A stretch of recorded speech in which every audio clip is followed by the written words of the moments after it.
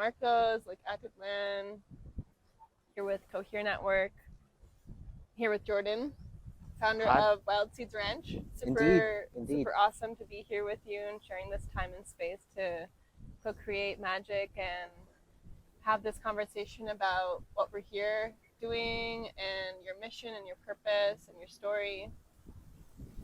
Do you want to just share a little bit about who you are and where you're coming from? Sure. So my name is Jordan Hammond. I'm a committed activist towards creating affordable housing and resiliency.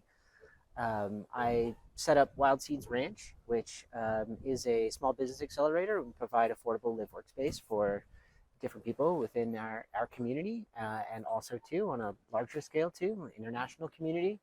I found out about Cohere about 6-8 months ago, and have been really excited to become more and more a part of the team, and just the kinds of workshops that we go over and the great humans that I've met that are intentionally aligned.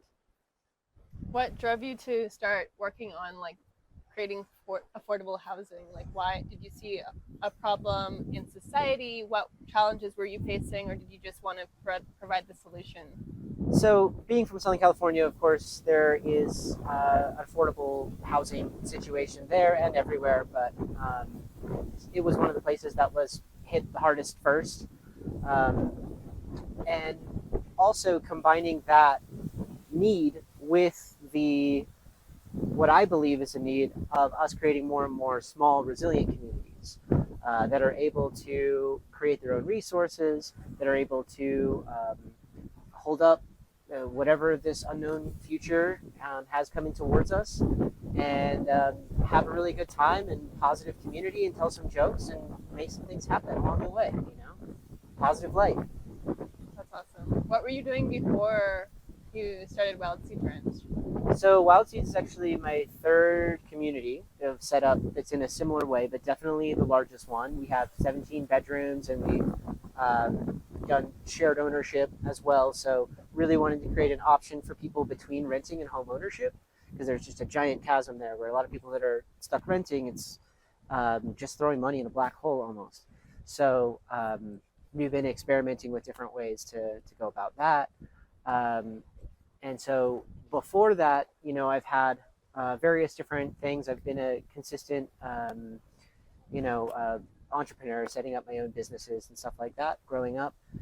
And then I was doing corporate life for a little while, and it's, just as soul sucking as everybody says, but also too learned a lot of really important lessons about how to really get things done and make things happen, and just objectively move things forward. And as soon as I did that for a while, I realized that my journey there was done, and that I was really ready to jump back into the values that I had around developing these types of communities. My background also is in the arts. So that's our community is focused on cultural development, as well as sustainability focused businesses. What inspired you when you were younger to go into entrepreneurship? It's kind of weird, because it happened really pretty naturally. When I was younger, I set up a candy machine route. So there's all these candy machines in amusement parks and stuff like that, and I would fill it up with sprees and runts and whatever, and people would put quarters in them. And I started there, and I did some acting and stuff like that, and basically just kind of went different directions to try to kind of make ends meet, and really experience life to the fullest. I always had a draw towards adventure, and just trying to see all the things about the world, and try to understand it more, and to be seeking truth. And then as I got a little bit older, that turned into wanting to utilize those lessons towards actually creating things, and sort of a shift over as I matured into my adulthood to utilize those lessons that I learned, the privilege that I had received, and to actually turn it into things that could be better for the broader community. After a lifetime of just generally doing entrepreneurship and having a couple different types of businesses, I recognize more and more that what I really enjoyed doing and what brought me a lot of happiness and brought me a lot better connection to other people was using the skills that I had to be more of like larger service, and that turned into doing more and more of this housing stuff, which I also really like working with my hands and creating spaces as well. So that's how I got into it. Nice. Can you tell me why you care about the earth or what the earth means to you? I mean, I am the earth is the way that I see it. I don't see so much of the I mean, individuation to a degree, I think is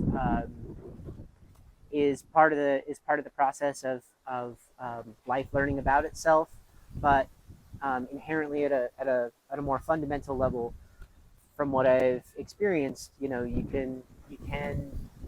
can sense a deeper connection to the bigger picture, and that's what I want to be of service to. And even in like, if you look at it from like a selfish way or something like that, like it's just more fun. It's just more fun to be good to people. You know what I mean? And help people and create cool things and create cool opportunities for each other. It's just sort of a 2 + 2 is 5 situation, Mm-hmm.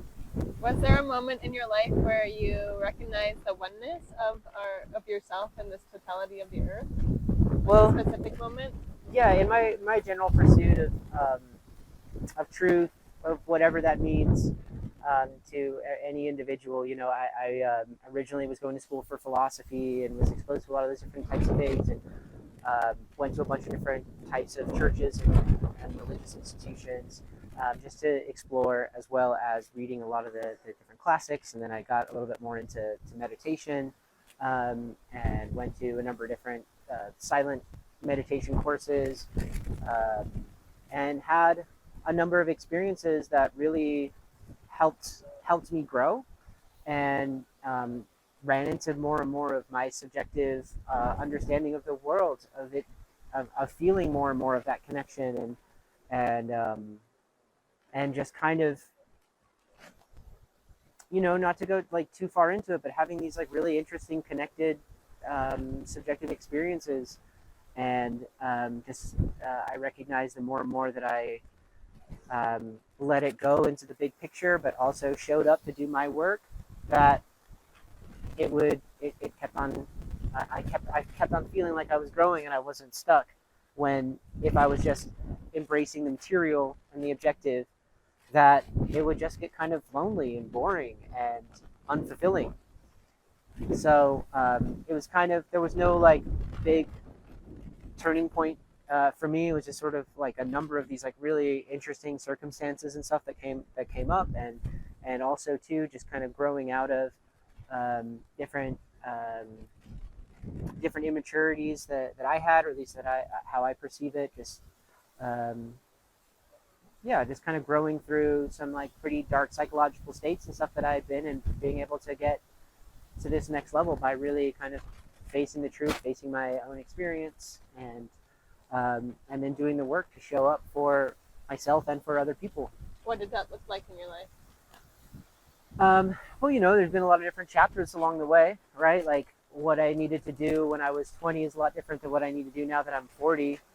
I could feel that change, but I pretty consistently, would do like volunteer work. I would be the kind of, even in like high school time and stuff, I would be kind of the nerdier kid that would like clean up trash and stuff in the neighborhood to make it nicer. I was just kind of always going in that direction. My parents raised me like that. Like that's part of,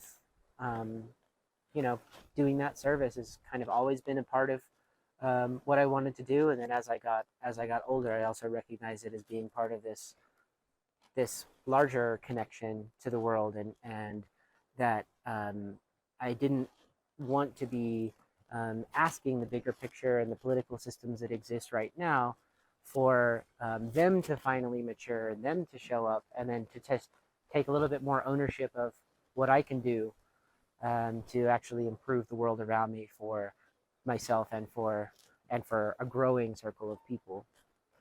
So yeah, that's kind of like around your question a little bit, but As a society, how do you think we can move forward as a collective to build a world that works for all? A world that is, peaceful and where everyone has access to clean water, food, shelter, and community. I really do think that it starts with us and with the individuals and with creating these communities. That's what I landed on, is actually creating more and more resilient, healthy spaces for people to mature, for us to own our own resources, for us to be able to um, objectively relate with the bigger picture and the economies of scale, um, are are really the overarching goals. That I think that there's sort of this opportunity that exists now that didn't exist before, where the hierarchical structure is now able to be outcompeted a little bit more by this distributed structure of organization, where people can have their own freedom and ability to create within their own local spaces while still being connected internationally. And how that unfolds over time, um, is still yet to be written. But I really do think that there is a huge opportunity on that front. Just when you look at history and in other times when there has been massive changes or crumbling empires, things like that, generally city states and dynamics that are similar to that have been the things that have been able to outcompete the collapsing and ever growing dysfunctional old systems. And I do think we're kind of in a time like that now. And that's what I've seen my entire life, is these systems become more and more dysfunctional, and I don't really see that path changing. However, on the other side of that, I've seen these smaller communities and individuals becoming more and more functional and healthy, and I'd rather be in on that team. So 100%.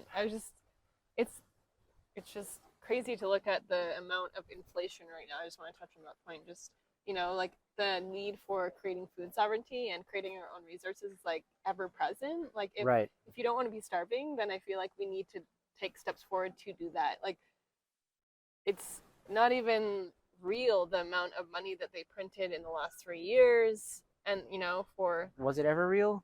I know it wasn't real, but like now I feel like there's this even more extreme paradigm that's like people cannot afford to go buy a $6 bag of carrots. It's Mm-hmm. I've been looking at the amount of money that we've been spending as an individual and as a society on the last 2 years, 3 years of inflation. Right. Imagine if we could make food gardens, free food forests, and food available to people. Imagine the amount of money we'll save just in the next 3 years if you look at how much we've just spent in the last 3 years. It's crucial right now that we change.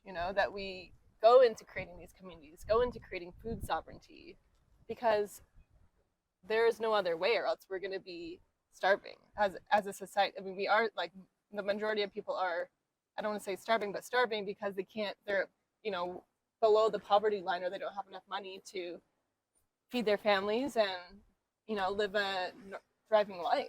Yeah, and I think that what you're talking about is really kind of some of the systemic issues that I think we're all experiencing different ways, because it's like printing the money, but it's also too an escalation of where they're seeing a ton of the inflation is actually just from price gouging. And these companies that have consolidated into monopolies can totally charge whatever they want and just be like, oh, eggs are this expensive now, when they're like not really, but they can just do that. And there isn't really anyone to like prosecute them or for them to like stop it or whatever. But it also is too the overarching way of like how these things are going to unfold, because um, the systems require to make more profit this quarter than did last quarter, and to not think about the longer terms, and whatever has to happen in order to do that. Even if the person that's in power has like they come to some kind of awareness, hey, like I don't want to walk on this path anymore, there's a drawer of applications, and they can just like, they, cool. Well, John Doe 2 will do it. You know what I mean? Like the next person will do it. And those systemic things are actually more powerful than any of the individuals within it. And it's just going to keep on like marching in that direction, because that's just how the gears turn, Um, Yeah, fundamentally, until we like actually reevaluate and revalue the economic system and build our own new economic system where we actually value clean water, clean air, clean land, the value of the rainforest, living and breathing, the value of our food forests, of our gardens. I don't see there will be like, I feel like these extremes are here to also push us to change as well, to this evolution. I agree with you 100%. I think that it gets a little bit more nuanced and difficult when it comes to really complicated products. I mean, the example that is always brought up is like, an iPhone or something like that, where people are like super pro-capitalist. They're like, how, it takes like so many different types of people to make an iPhone. No one individual can make it, like, hurrah, or whatever. And there's like some nuance to that. But at the same time, in order to continue to like march down that pathway, people have gotten to the point where they're not even accurately valuing the world, right? They're putting the abstraction of capitalism and the way that capital flows as the actual ultimate truth, while like the water has no value. You know what I mean? While the earth is like, Being decimated. Yeah, getting decimated, and yeah, fake profit, yeah, and it's like all that, it's we're all aware of the abstractions of that stuff, but I think that as of this very moment, and the things to do right now is to build these resilient communities. And those other complications, like, I don't think that there's going to be like the system's going to like all fall apart like on like Thursday or something. You look at history, and it's like usually like kind of like a slow kind of gradual thing. You look at the fall of Rome, you look at the fall of the Ottoman Empire, and a lot of these different things, and there'll be like some crucial moments where they're like, oh, this was it. It's like when the Huns marched in or something like that. But really, the systems have just gotten like so abstract, just like ours are. Is like, where it's like the fossil fuel industry is the one that is like running COP28 or whatever. You know what I mean? And it's just like the fact that person's even sitting in that chair, the fact that he's even invited into the building, much less being the president of the organization or whatever, is just like so emblematic of how abstract and like broken our systems are. The Alliance to End Waste is like ExxonMobil and like all the oil industry. It's like they're creating more trash, to make more profit. Creating more plastic, when it's like they're just putting a band-aid on it and greenwashing everything. Just like you said, they're sitting at COP28 when it's not. It's an illusion that it's like actually making a difference. And like that's a thing that I really want to share with the world, is like just shifting the narrative around climate change, around like going into shifting from climate change to regeneration, actually embodying the earth, and like how we're shifting our lives as individuals. Because it's not just about the climate, it's about our water and our soil regenerating. It's our relationship with the earth. World. Yeah. And the thing is too, is like I very much continue, like I always try to focus on the timeline of us getting to a stable world. Like there's a lot of people that hey, like look at this dystopian thing, or like cyberpunk or whatever, and like all these kind of things. But like, if I'm going to create my own subjective world, I like to spend time thinking about it actually in the direction of that like Star Trek future or whatever, of like us living in balance with it, like maturing the point out of like fighting over resources, being able to create like to back up a little bit, we actually have solutions to all of these major problems that we're facing. The only reason we're not doing it is systemic, and the way that we're actually valuing productivity, people's time, people's labor, the resources in the soil, all of those things. We actually do have solutions for the major climate problems, like manufacturing the products that we actually need for our day-to-day level of comfort that we've come to expect. International travel, all of these types of things. We actually have solutions to be able to address them. We're just not doing it because we're still stuck in the old paradigm. And I feel like the goal right now is to build more and more of these spaces that can be resilient to whatever is coming, and also to create more strength in political organization and stuff like that happens in communities, and like some of these communities can be focused on that stuff. of their own governance, and then the governance in their own local communities and economies. And there is like democracy is still working pretty good on the small scale, and for people to be all together in the same place or have a couple different houses on the same block or whatever, and be able to come together with these type of values. Um, I feel like that's the gameplay right now, because now we can be connected to all those communities all over the world, right? And that's what we're down here building, right? That's what's happening like from my community to like some of these other communities in different parts of the world. And it's also too much more exciting than this hierarchical structure that we live in, where everything seems really really similar. If you're like traveling in the US, it's like, cool, well, there's Target, there's Taco Bell, there's like, Payless shoes, whatever. It's like all the same stuff.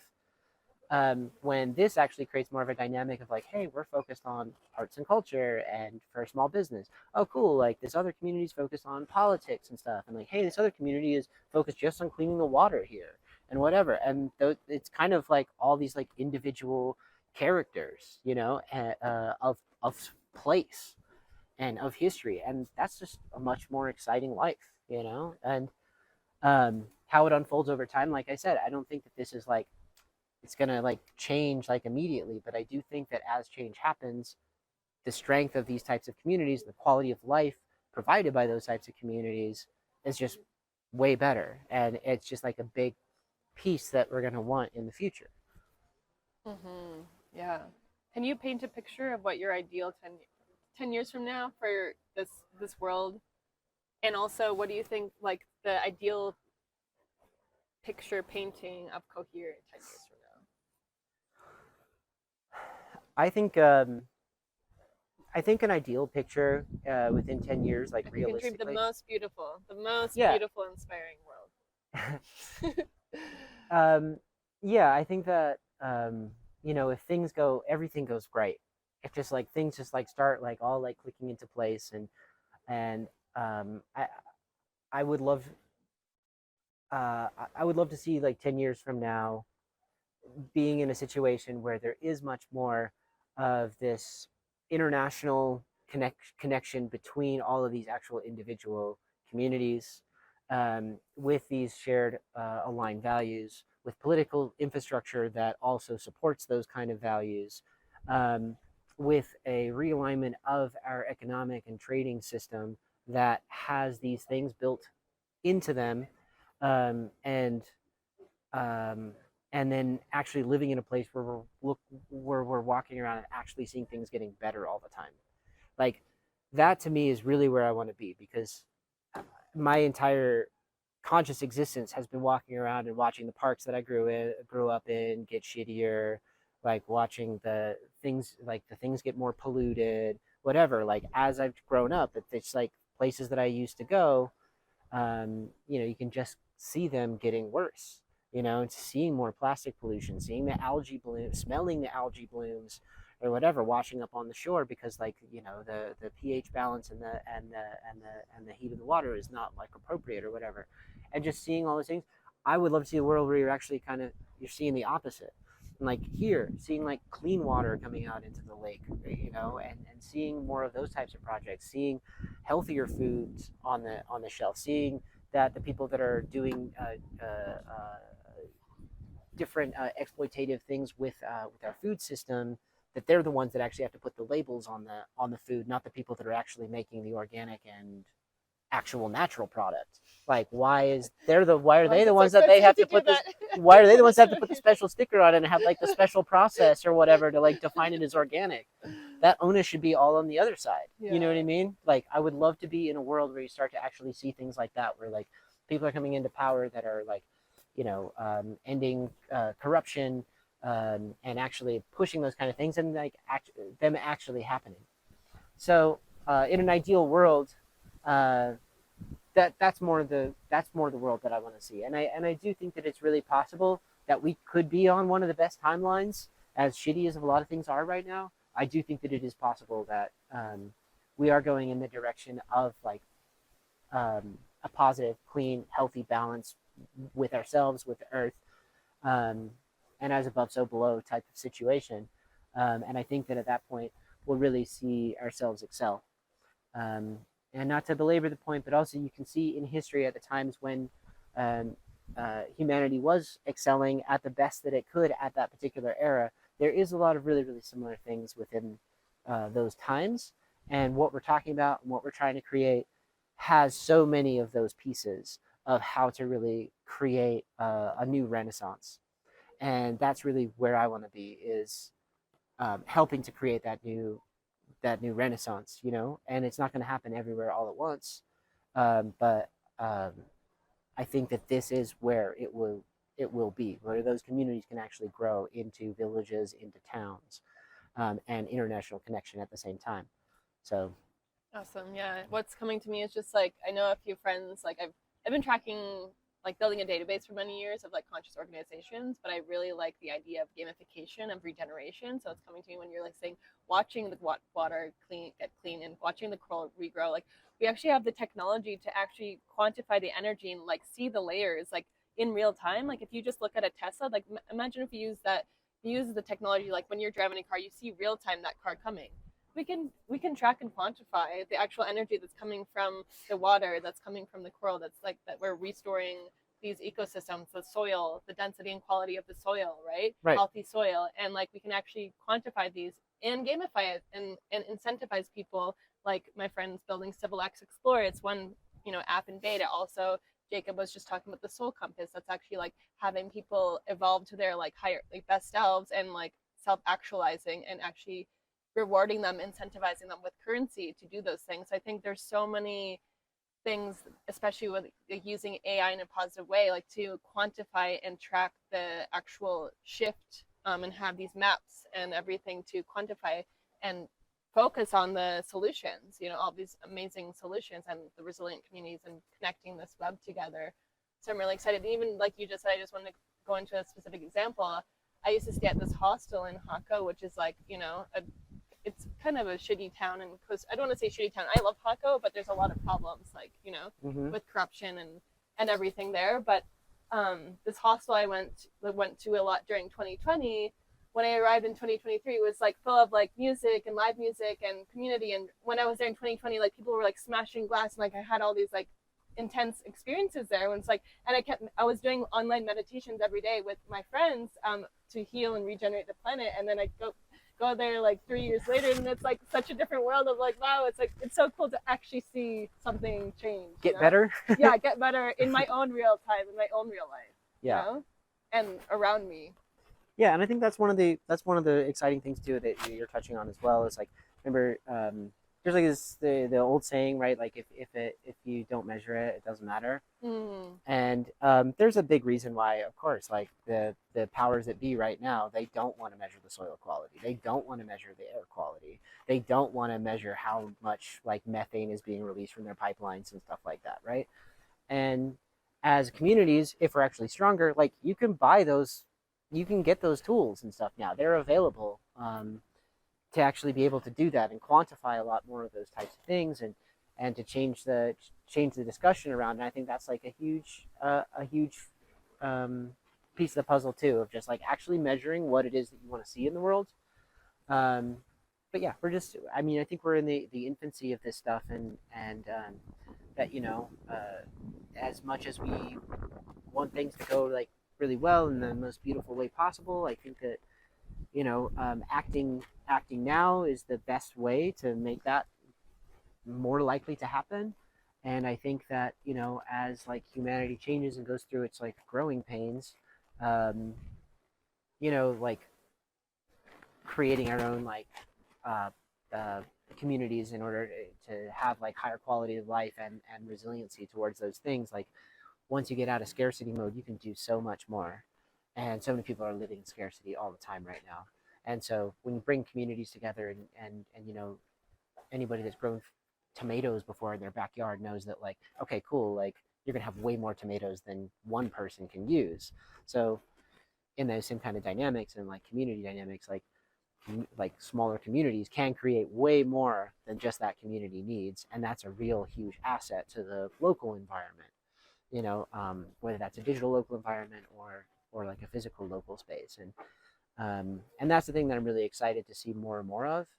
And I think that people are just kind of hungry for it and figuring out how to do it. And so if it can actually be like economically feasible beyond what is offered by the old system, I think that's where it's really exciting, right? Like out competing the old game. That's like one of my general mottos, is trying to figure out how to out compete the old system. Because it's just getting less and less competitive. You know, there's just like so many opportunities in between the lines. It's like, okay, where is the most effective places to try to create that? And I think that housing is one of them. You know, real estate in general, like having space is one of those most effective places. Yeah, I think what you touched on with like the scarcity and like bringing people together in community is so valuable, because we can help each other so much without even trying, you know, like just by being in community, we amplify each other's gifts, and then we also like find things that we need, like from our community members, like you said with the tomatoes, and then we feel more resourceful, we feel more abundant, and it completely shifts this paradigm of consciousness within each individual to be able to like give back to the community and be in service, to create a better life and a better world. I hear you 100%. And I think it's also like, again, on that same narrative about finding out where the most effective places to really be able to contribute back. Like, there's a huge like loneliness epidemic right now, you know, and like most people, we have like supercomputers pointed at our brains, like to like basically drive it to our lowest common denominator, to maintain our attention. When you actually have communities, that's like one of the places where like you really do expand your perspective. And generally, when like online social media stuff, you don't really expand your perspective. You just get more of the same, and just like different flavors of the same, and just kind of like talking about the same kind of concepts that you've already shown interest into. As soon as you start talking to another human being, that all of a sudden they might have like a totally different, you know, vision of the same thing, or a new idea, new ways, new pathways, and that ultimately is just like way more inspiring and way more fun. Like we're like this is an abundant, beautiful world if we can create it for each other, you know. So thanks for taking the time. Absolutely. Thank you for doing this. Yeah, of course. Cool. Glad to be a part of it.